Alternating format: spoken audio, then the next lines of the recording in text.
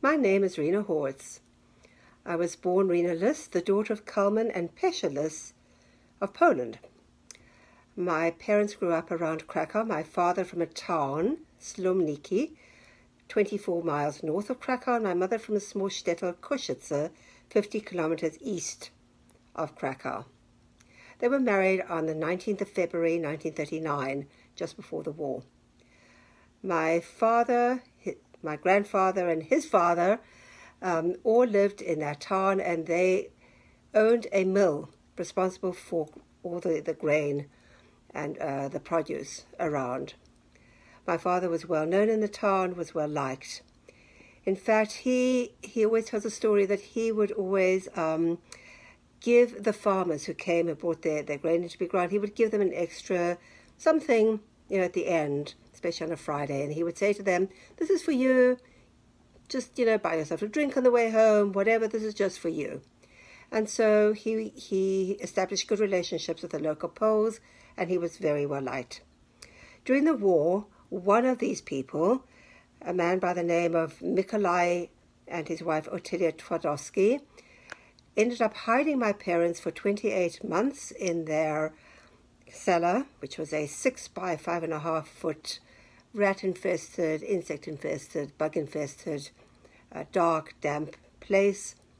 But they survived, and despite all the dangers to them, for which I am eternally grateful, to me, this family are totally saintly. My father, because of his kindness, I think, was able to do this with his family, and it stuck with me as a lesson in how to treat people with dignity, with kindness, with generosity, and with fairness. And I think that's a way that I have lived my life in terms of the people who have worked for me and people I have come into contact with. My mom was smart and very creative. She was a wonderful crocheter, wonderful baker, wonderful knitter. And as a young woman, she was the buyer, as a teenager actually, she was the buyer for her parents' shop in Koszyce. She would go to Krakow to pick out all the latest fabrics, because they made up suits and women's suits and dresses they made for the local population. And she would bring all of that home with her. And she had a tremendous sense of style, tremendous sense of fashion, something I don't quite have in the same way that she does. But I enjoyed, I started making jewelry, glass jewelry, a few years ago, and realized that I also have a wonderful, I have a good sense of color and design and how things go together. And it's been a lot of fun for me, and it's a way of connecting to that side of my mom that I grew up with. My brother and I grew up in this, in a household that was quite serious and quite intense, certainly compared with the more casual, easygoing, laughter-filled homes, the atmospheres in the homes that I sensed in my friends.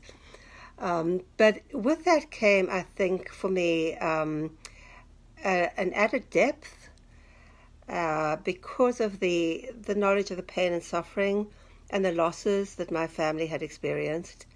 And so I think that was also very valuable to me growing up, because I think for both my brother and I, we valued, we both grew up with a sense of the need to do the best we could with what we had, and something that's passed on to my children. What's also very important to me is that the sense of family, and also the continuation of Judaism that I think I have also instilled in my kids and the grandkids, who are all very involved in the local communities.